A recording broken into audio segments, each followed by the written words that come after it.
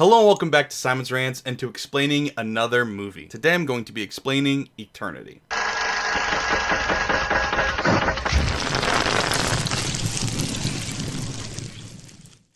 This should go without saying, but I'm saying it because people on the internet are dumb. Spoilers! If you haven't seen this movie and you do not want anything spoiled, you should click away, go watch the movie first, then come back and we can talk about it. Otherwise, I'm going to be talking about the plot of this movie and some very important things that happen at the end of this movie. Let's go! So in case you haven't seen it yet, but you don't mind things being spoiled, let me catch you up to speed. This movie centers around three main characters. You've got Joanne, you've got Luke, and you've got Larry. Hi, quick note from the editor, which is still me.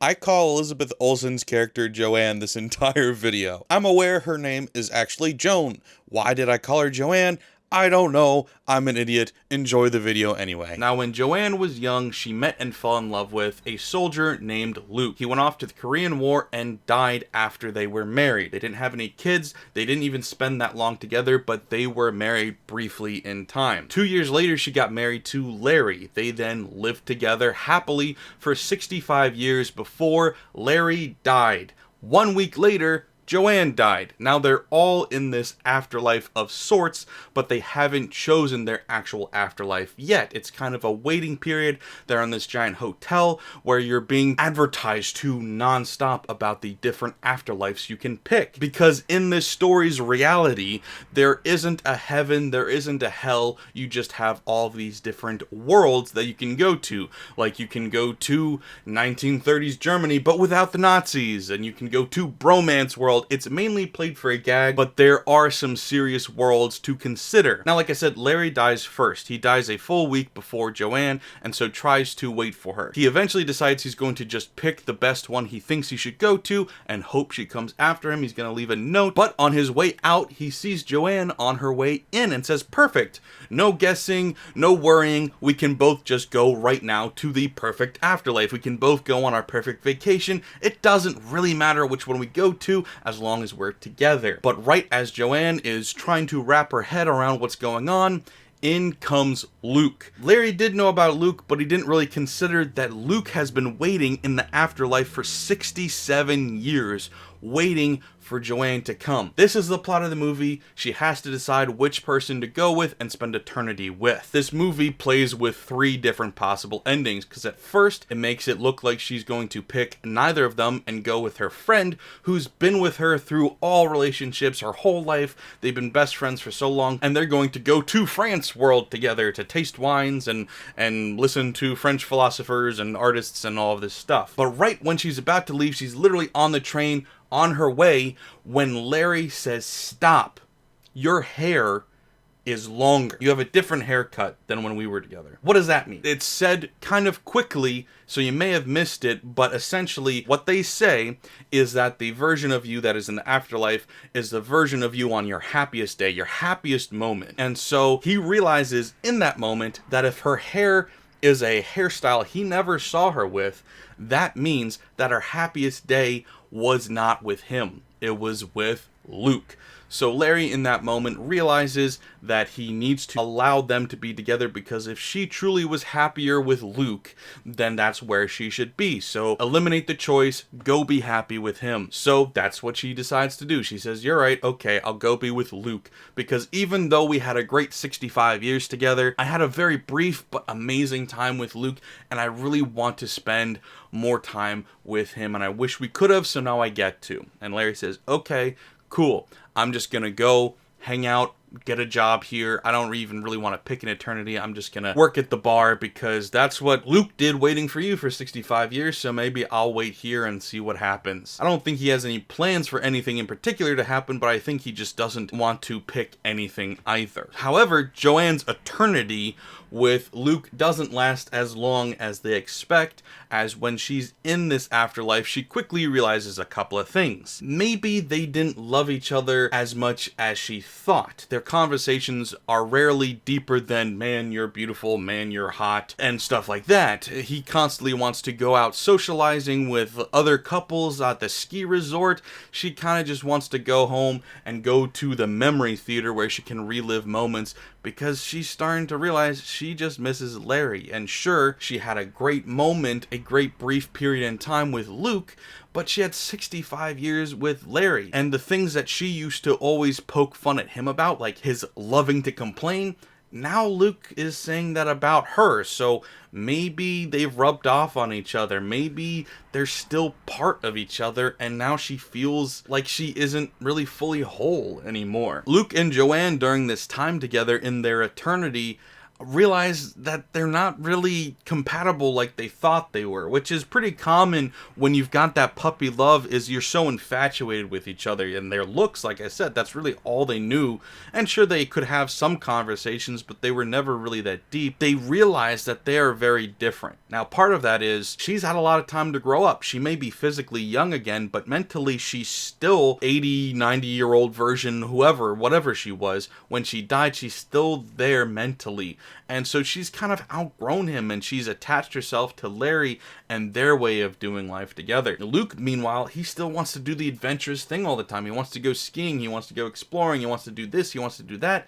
She just wants to sit and watch the fire or drink some hot cocoa or something. And so they're not as alike as they thought, because one, she has changed, she has grown, and two, they're actually being forced to get to know each other for the first time and realizing, oh, there wasn't really a whole lot here other than fantasy. So she ends up giving Luke permission, which he does not like, but she gives him permission to go be happy by himself. And he says, when did I ask for that? I don't need that. I don't need your permission. Thanks for giving me your permission. But I genuinely think that Joanne is right about Luke. I genuinely think that he would be happiest without her.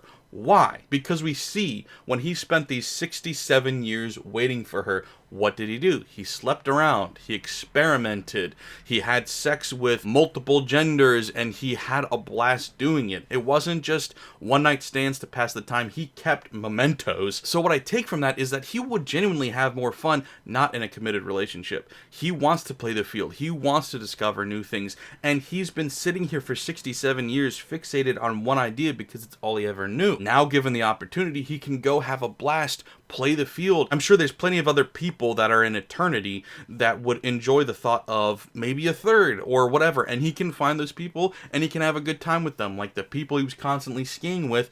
I'm sure this is a great ending for him, even though he's indignant because he waited all this time.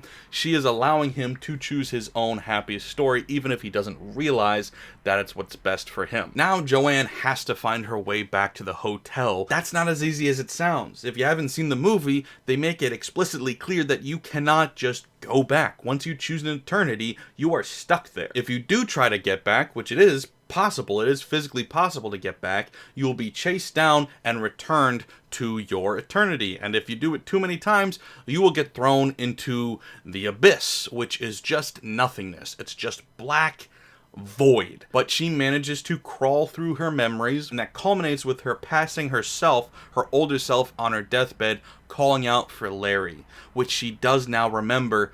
That is exactly what she was hoping for. When she was dying, she was still happy because she knew she was going to see Larry again. And that's where she is now, is she's excited at the thought of seeing Larry again. So this confirms to her that this is the right choice. But now you may be wondering, how is she happiest with Larry if you saw that she was happiest because of the long hair when she was with Luke? Well, she explains it. She says, just one day of pure bliss or happiness doesn't equate to a lifetime of happiness. And that's very true. I think if you asked most people what their happiest day was, and they were totally honest, because I think some people would say, you know, when my kid was born, when I got married, something like that. And I'm not saying you're lying if you say that. I think if you think about it logically, that is probably the correct answer.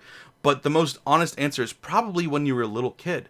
Because when you're a little kid, you don't have a mortgage. You don't have a job. You don't have fights with the love of your life. You're just happy being alive and existing, and the littlest things can make you happy. So similarly, she was in her 20s, so not quite a kid, but like, yeah, a kid. That blissful moment, that first time being in love, was the happiest she ever was.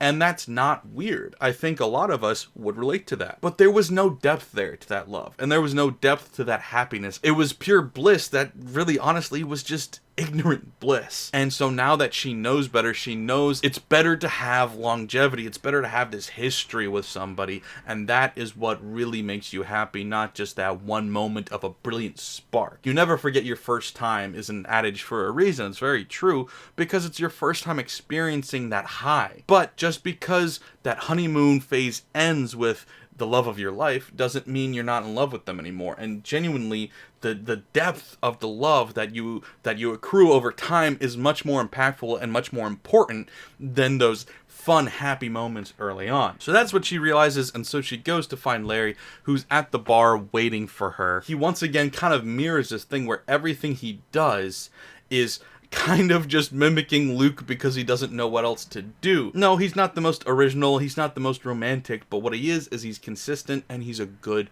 person. From there, they end up running away together, they escape from the guards, and they go to their own eternity, which, guess what it is? It's something that mimics what their life was like. They don't need to go to the perfect sunny sandy beach because guess what? The sand, it's irritating and it gets everywhere. Yes, there's Star Wars references abounding.